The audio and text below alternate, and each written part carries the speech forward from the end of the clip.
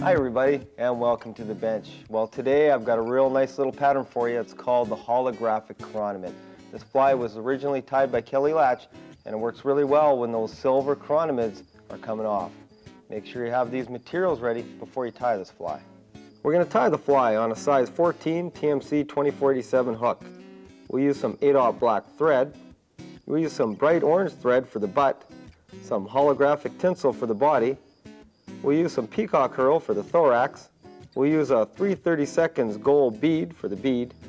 And for the gills, we'll use some white ANTRON yarn. I've tied on my black thread, and now I've taken some of my white ANTRON yarn, and we're just going to put this right up by the eyelet and tie on what's going to imitate the gills. Now to get the gold bead on, what I'm going to do is I'm going to whip finish the thread, and then I'm going to slip my gold bead right over the hook all the way over this white ANTRON yarn.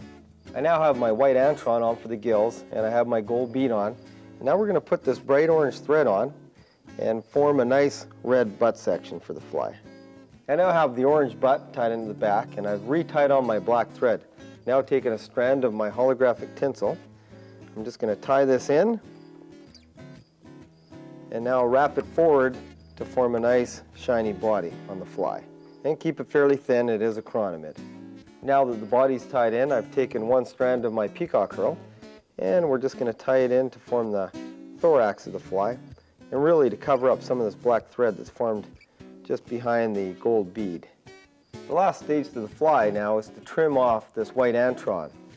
So what we'll do is we'll trim it off to about 1/8 of an inch in length, just to form a nice little white gill sac at the top of the fly. I really enjoy using this fly with the wet line chironomid techniques, mainly because we are fishing deeper water where the light levels are lower, and that extra sparkle in the fly really seems to work.